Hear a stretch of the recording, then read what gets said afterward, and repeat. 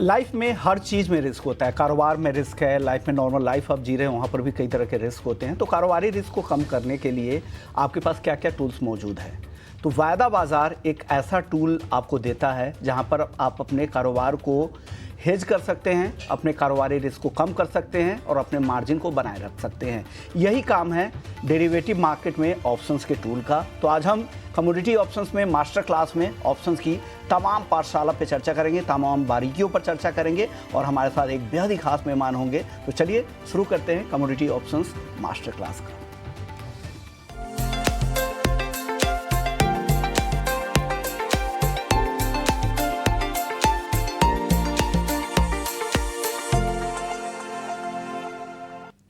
और community options master class में आज हमारे साथ नितिन केडिया जी हैं, केडिया फिनकॉर्प के। बहुत बहुत शुक्रिया नितिन जी, आपने वक्त दिया है हमारे दर्शकों के लिए। शुरुआत हम करेंगे ऑप्शंस की बेसिक बातों से। नितिन जी, क्या ऑप्शंस होता क्या है, कैसे काम करता है? सबसे पहले बेसिक बातों से बताइए, फिर हम एक्सटेंसिव इसको आगे लेकर जाएंगे। देखिए, डेरिवेटिव की अगर हम बात करते हैं तो डेरिवेटिव अगर एक माँ है तो उसके दो बच्चे हैं, एक फ्यूचर्स है और दूसरा ऑप्शंस है। अब ऑप्शंस की जब हम बात करते हैं या ऑप्शंस की हमें क्यों ज़रूरत पड़ी, तो विश्वमन जी हम देख रहे हैं कि वोलेटिलिटी जो है वो कितनी इस समय आई हुई है। और from a jewellers fraternity I know कि आज भी हमारे बहुत सारे ऐसे ज्वेलर्स हैं जिनके पास 70 और 80,000 का जो गोल्ड है वो या तो अनफिक्स में पड़ा हुआ है या सेल पड़ा हुआ है। तो जब ऐसे लोग हमारे पास आते हैं और वो पूछते हैं कि सर हम हमारा रिस्क मैनेजमेंट कैसे कर सकते हैं, हम अपने ये जो लॉस को उसको कैसे बचा सकते हैं, तो वहाँ पे ऑप्शंस जो हैं वो प्ले में आते हैं। क्योंकि ऑप्शन एक ऐसा इंश्योरेंस है कि आज मैंने मेरी गाड़ी का इंश्योरेंस करा लिया 20,000 25,000 का प्रीमियम देके, अब अगर मेरी गाड़ी को कुछ भी होता है तो बेसिकली वो जो डैमेज है वो इंश्योरेंस कंपनी मेरे को दे देती है। और अगर पूरे साल मेरी गाड़ी को कुछ नहीं होता है तो विश्वमन जी उस केस में मेरा जो इंश्योरेंस प्रीमियम होता है वो पूरा ज़ीरो हो जाता है। अब सपोज़ मान लीजिए मैंने 100 रुपये का कोई एक पर्टिकुलर स्क्रिप्ट जो है वो ख़रीद लिया, मेरे पास एक खबर थी कि जिसमें मुझे ये पता था कि ये स्टॉक जो है वो 110 रुपये हो जाएगा, लेकिन अनफॉर्चुनेटली क्या हुआ कि वो स्टॉक जो है वो 80 रुपये रह गया या 70 रुपये रह गया और मैं आउट ऑफ द पॉकेट हो गया और मुझे लोन लेके वो पैसा जमा करना पड़ा या वो पैसा देना पड़ा।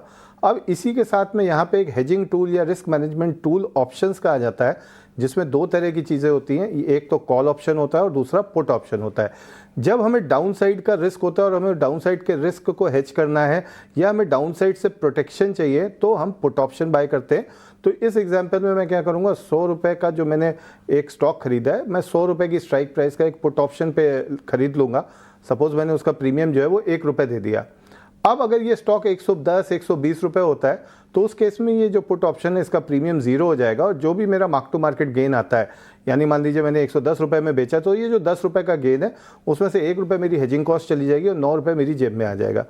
विश्वमन जी, अब जो इसके बाद की पिक्चर है कि सपोज़ मान लीजिए 80 रुपये हो गया ये स्टॉक, उस केस में क्या होगा? उस केस में मेरा जो 1 रुपये वाला पुट ऑप्शन है वो मुझे पूरा 20 रुपये का डैमेज मुझे पे कर देगा और उसके बाद मेरी जेब में 19 रुपये आ जाएंगे क्योंकि 1 रुपये मैं ऑलरेडी प्रीमियम पे कर चुका हूँ। तो this is the beauty of options. अब इसी जगह मान लीजिए मेरे पास एक कोई खबर थी कि ट्रंप ने आज टैरिफ लगा दिया है तो कल सुबह जो है वो बाज़ार नेगेटिव खुल सकता है। मैं परसों के बाज़ार के आपसे एक एग्जांपल शेयर कर लेता हूँ। निफ्टी जो है वो नीचे में 24,620 650 के आसपास खुली। मैंने 24,650 में सपोज़ निफ्टी को शॉर्ट मार दिया। अब सेल करने के बाद क्या हुआ कि मुझे लग रहा था कहीं ना कहीं ऐसा ना हो बाजार ओवरसोल्ड है, एक रिस्क आ जाए, तो मैंने वहाँ पे 24,650 का कॉल ऑप्शन भी बाय कर लिया और मैंने देखा कि उसी दिन निफ्टी जो है वो 24,900 24,920 के आसपास पहुँच गई। तो ये जो 24,650 का कॉल ऑप्शन था इसने जो 900 तक पहुँचने में 250 पॉइंट का मेरा जो लॉस था वो पूरा का पूरा लॉस मुझे पे कर दिया और उसकी वजह से मैं मार्क टू मार्केट देने से बच गया। तो this is the beauty of call and put option. अगर मुझे अपसाइड से रिस्क है या मैं अपसाइड से पैसा बनाना चाहता हूं तो मैं कॉल ऑप्शन बाय करके काम करता हूं। अगर मुझे मंदी से रिस्क है, नीचे आने पे रिस्क है, तो मैं पुट ऑप्शन बाय करके काम करता हूं। विश्वमन जी, ओके, नहीं आपके पास दोनों तरह के ऑप्शंस हैं। आपके अपने स्टॉक के हिसाब से अगर आपको लग रहा है कि बाजार, अगर आपके पास स्टॉक है, भाव गिर सकते हैं, करंट भाव से, तो आप उस हिसाब से ले सकते हैं, कॉल भी खरीद सकते हैं और पुट भी खरीद सकते हैं। तो आपको हेज कहाँ पे करना है? अगर लग रहा है कि भाव गिर सकता है तो आप पुट ऑप्शंस के जरिए प्रोटेक्ट कर सकते हैं। अगर आपको चाहिए, आपको खरीदारी करनी है, भाव कहीं बढ़ ना जाए, तो पहले से ही कॉल खरीद कर रख सकते हैं। इस तरह की हेजिंग है यहाँ पर ऑप्शंस के जरिए। सर अब एक एक करके बात करते हैं। ये तो कॉल पुट की आपने बात करा ली, लेकिन कॉल पुट के जो प्राइसेस है वो कैसे चेंज होंगे, वहाँ पे क्या बदलाव होता होगा, उसके लिए क्या देखना जरूरी है? देखिए, ऑप्शंस के जो होते हैं वो कई पार्ट होते हैं। जैसे हमारे बॉडी के पार्ट होते हैं, ब्रेन जो है वो सोचने का काम करता है, हाथ हिलने का काम करते हैं, टंग जो है वो टेस्ट का काम करती है। वैसे ऑप्शंस के ग्रीक्स होते हैं। वो ऑप्शन ग्रीक्स क्या होते हैं? डेल्टा होता है, फिर उसके बाद हमारे जो मेन ग्रीक है वो वेगा होता है और थीटा होता है। ये तीन जो ग्रीक्स हैं इनकी हमें जानकारी होना बहुत ज़रूरी है विश्वनाथ जी। डेल्टा क्यों ज़रूरी है?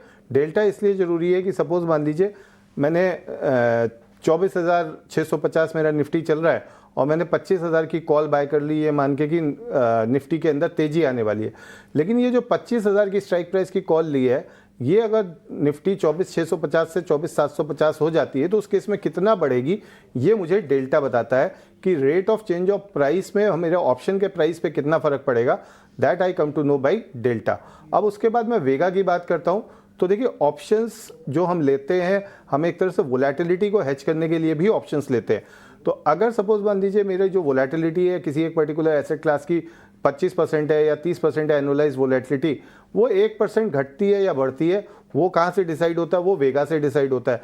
अब कई बार हमने देखा है कि इवेंट के पहले लेट से गोल्ड 1 लाख रुपए था और इवेंट के बाद 1,01,000 हो गया, गोल्ड बढ़ भी गया, मैंने कॉल ऑप्शन खरीदा था, लेकिन मेरा जो कॉल ऑप्शन था वो बढ़ने की बजाय नीचे आ जाता है, क्योंकि इवेंट के पहले अगर वोलेटिलिटी बहुत हाई हो गई है तो मेरे प्रीमियम्स बहुत हाई हो जाते हैं, और इवेंट के बाद जब वोलेटिलिटी गिरती है तब वो ऑप्शन अपने एक्चुअल प्राइस में आता है और तब मुझे पता चलता है कि this was the cost of insurance जो मैंने पे करी है।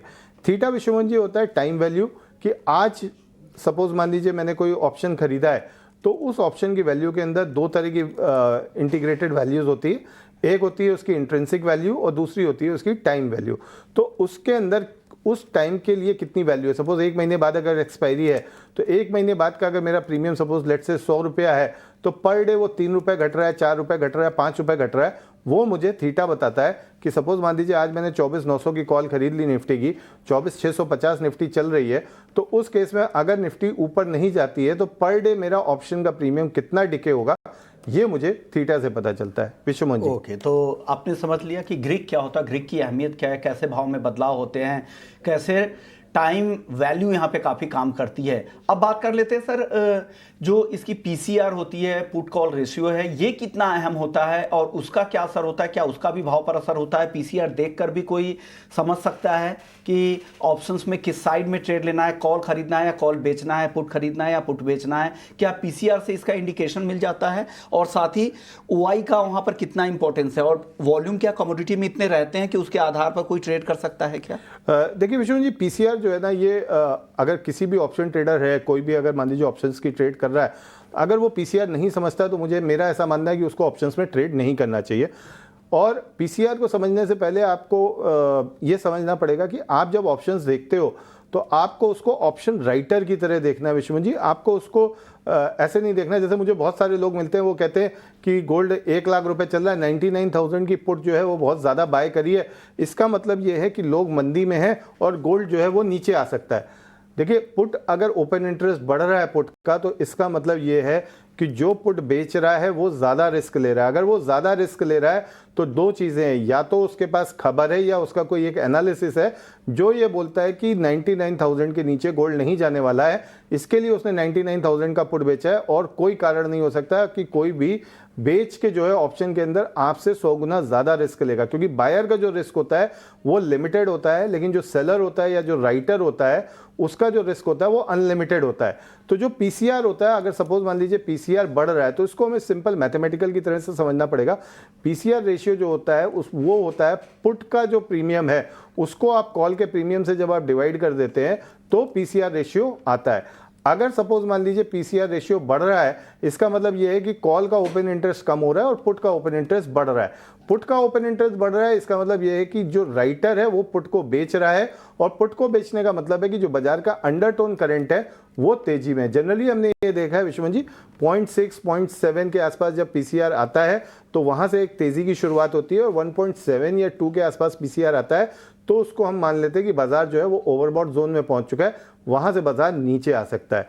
दूसरा, जिस स्ट्राइक का पुट का ओपन इंटरेस्ट हाईएस्ट होता है, जनरली वो स्ट्राइक जो है आपकी सपोर्ट बन जाती है, और जिस स्ट्राइक का आपका एटीएम के अंदर कॉल का ओपन इंटरेस्ट हाई होता है वो कॉल आपकी रेजिस्टेंस बन जाती है। इसको देख के आप ट्रेड भी कर सकते हो। जैसे मैं आपको एक एग्जांपल दे देता हूं, पीछे दिनों में हम जब बात कर रहे थे तो हमने कई बार बात करी थी कि 96,000 97,000 की पुटों का ओपन इंटरेस्ट कंटिन्यूस बढ़ रहा है एमसीएक्स के ऊपर, और जिस तरह से 96,000 97,000 का पुटों का ओपन इंटरेस्ट बढ़ रहा है उसको देख के लगता है कि बाजार में आने वाले समय में तेजी रह सकती है। और यही एक कारण है कि हमने देखा कि जो पिछले कॉन्ट्रैक्ट की एक्सपायरी थी वो 98,000 और 97,500 के आसपास रही, 97,000 के नीचे नहीं गई।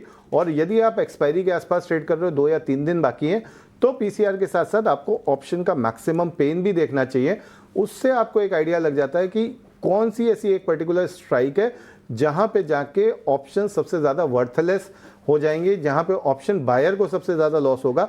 जनरली हम देखते हैं एक्सपायरी जो होती है उसी मैक्सिमम पेन के आसपास हो जाती है, और यदि उसके पास जो है आपके पुट और कॉल का ओपन इंटरेस्ट भी हाईएस्ट चल रहा है, पीसीआर भी जो है उसका पर्टिकुलरली एक लेवल पे इंडिकेशन दे रहा है, तो दैट मीन्स ये क्लियर हो जाता है कि इसी लेवल के आसपास आपकी एक्सपायरी होने वाली हो, उसके अकॉर्डिंगली आप अपनी पोजीशंस बना सकते हैं। विश्वमन जी, ओके, तो आप पीसीआर के जरिए, ओपन इंटरेस्ट के जरिए अंदाजा लगा सकते हैं कि आपको कहां पे किस स्ट्राइक पे ट्रेड करना चाहिए, कहां पर बायर्स को यहां पर नुकसान हो जाता है, राइटर्स कहां पर स्ट्रांगली खड़ा है जहां पर आपको हिट दे सकता है। चलिए सर, आपने काफी कुछ बातें बता दी, बेसिक बातें तो बता दी। अब एक एक करके स्ट्रेटजी की बात करते हैं। सबसे पहले स्ट्रैंगल और स्ट्रैडल, ये दो स्ट्रेटजी के बारे में बताइए, क्या होता है, क्या फर्क होता है, स्ट्रैंगल स्ट्रैडल में कब ट्रेड लेना चाहिए और इसका फायदा और नुकसान क्या है? देखिए, स्ट्रैडल स्ट्रैंगल बेसिकली एक ही डिफरेंस है कि एक पर्टिकुलर स्ट्रैटेजी में हम क्या करते हैं, एक ही स्ट्राइक प्राइस की हम कॉल और पुट जो है वो ट्रेड करते हैं, और एक में हम क्या करते हैं, पीसीआर देख के हम ये डिसाइड करते हैं कि कौन सी स्ट्राइक का जो है कॉल का ओपन इंटरेस्ट ज़्यादा है उसको हम बेच देते हैं, और कौन सी स्ट्राइक का पुट का ओपन इंटरेस्ट ज़्यादा है उसको हम बेच देते हैं। तो जनरली इसको हम बाय करके भी काम करते हैं और सेल करके भी काम करते हैं। अगर कोई इवेंट आने वाला है, इवेंट होने वाला है, जैसे सपोज मान लीजिए लास्ट वीक की हम बात करें तो हमने ये देखा कि फेड की पॉलिसी आने वाली थी, फिर जीडीपी के नंबर्स थे, नॉन फॉर्म पेरोल डेटा था, तो ये एक हैवी इंडिकेशन था कि बहुत सारे इवेंट होने वाले हैं, वोलेटिलिटी जो है वो बढ़ सकती है। वोलेटिलिटी मींस अनसर्टेनिटी जो है बढ़ सकती है।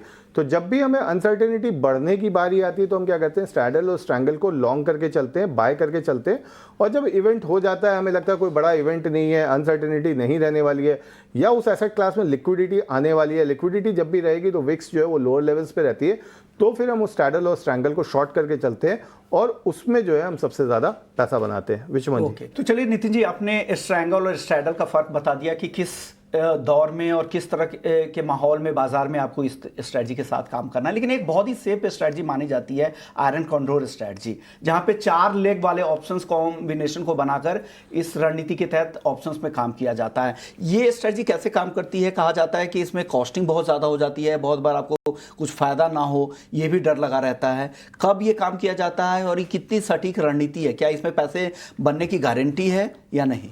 विश्वमन जी, अगर हम कोविड के पहले जाते हैं तो कोविड के पहले भारतीय बाजारों के अंदर ऑप्शन राइटिंग जो है वो एक आम फैशन बन गई थी, और उस ऑप्शन राइटिंग के अंदर क्या हो रहा था कि लोग 40x 50x एक्सपोजर के ऊपर ऑप्शन को राइट कर रहे थे, और जिसके ऊपर सेबी ने लगाम लगाई, क्योंकि ऑप्शन राइटिंग जो है वो कहीं ना कहीं रिस्की हो जाती है। और इसका एक एग्जांपल देते हैं, आप ऐसा मान लीजिए कि सड़क पे बहुत सारा पैसा पड़ा हुआ है और आप वो पैसा उठाने में इतना बिजी हो गए कि आपको पता ही नहीं चला कि आपके हाथ के ऊपर से रोड रोलर कब निकल गया। That is something, that is kind of a risk जो ऑप्शन राइटिंग कैरी करती है। लेकिन जब मैं आयरन कॉन्डोर की बात करता हूँ ना सर, तो वो जो रोड रोलर की मैं बात कर रहा हूँ वो रोड रोलर गायब हो जाता है और आप पैसा जो है वो आप लेके जाते हैं। देखिए इसमें क्या होता है, मार्जिन्स थोड़े से हायर साइड पे रहते हैं, लेकिन आप सेफ साइड कैसे हो जाते हो कि सपोज मेरे को लग रहा है कि लेट्स से गोल्ड इस महीने जो है 97,000 नीचे में नहीं जाएगा या ऊपर में 1,01,000 के ऊपर नहीं जाएगा, तो मैंने क्या किया, 97,000 की पुट बेच दी और 1,01,000 की मैंने कॉल बेच दी, यानी मैंने OTM की कॉल और पुट दोनों बेच दी। अब देखिए बाजार बहुत अनसर्टेन होते हैं। जैसे सपोज मान लीजिए कि अभी हमने देखा कि एक दिन हमें पता चला इसराइल ने ईरान के ऊपर अटैक कर दिया, या मान लीजिए कि कभी भी इस तरह की सिचुएशन होती है तो हम ये देखते हैं $100 $150 आज की डेट में गोल्ड ऊपर आ जाता है। तो $100 $150 की केस में क्या होगा, 3 से 4 हज़ार 5 हज़ार का मूवमेंट आ जाता है, और वहाँ पे क्या होता है, ये पर्टिकुलर स्ट्रैटेजी मेरे को लॉस देने लगती है। तो हम क्या करते हैं, मैंने 97,000 की पुट बेची, 1,01,000 की कॉल बेची, और मैंने 1,02,000 या 1,03,000 की अपने रिस्क के अकॉर्डिंग मैंने कॉल बाय कर ली, और 95,000 की मैंने पुट बाय कर ली। तो मैं यहाँ पे क्या कर रहा हूँ, अपने ऑप्शंस के अंदर जो मैं ट्रेड कर रहा हूँ उसको हेज करने के लिए स्लाइट ओटीएम का मैंने कॉल पुट बेचा, और फर्दर जो एक्सट्रीम ओटीएम है वो कॉल पुट मैंने बाय कर लिया।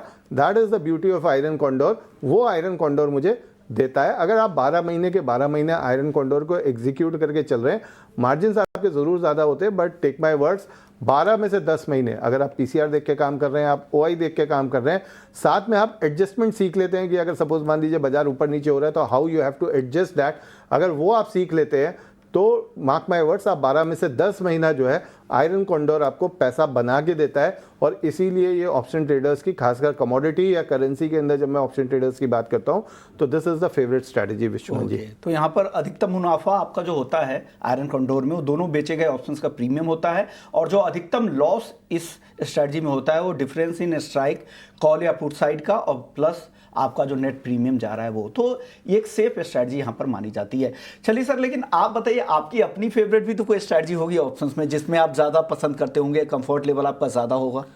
विश्व जी देखिए, मैं तो एक डायरेक्शनल ट्रेडर हूँ। हाँ। तो मैं जब डायरेक्शनल ट्रेडर हूँ तो मेरी जो फेवरेट स्ट्रैटेजीज रहती है वो या तो बुल कॉल स्प्रेड रहती है या बियर कॉल स्प्रेड रहती है, या मैं कई बार क्या करता हूँ, फ्यूचर लेके जो है वो कॉल बेच देता हूँ और नीचे का एक पुट बेच देता हूँ कि अगर मुझे सेकंड एंट्री करनी है तो वो पुट के आसपास आएगा। तो मैं ऑन द बुक्स देख के तो शायद ही मेरी कोई स्ट्रैटेजी रहती हो, लेकिन हाँ मेरा ये रहता है कि जनरली मैं आउट ऑफ द मनी जो है वो कॉल पुट वोलेटिलिटी जब बढ़ने वाली होती है तब हम बाय या सेल करके चलते हैं। पर हाँ, बुल कॉल स्प्रेड और जो बियर पुट स्प्रेड है उसको मैं बना के चलता हूँ, सबसे ज़्यादा पैसा उसी में मेरे को बनता है। ओके, तो ये एक अच्छी स्ट्रैटेजी है।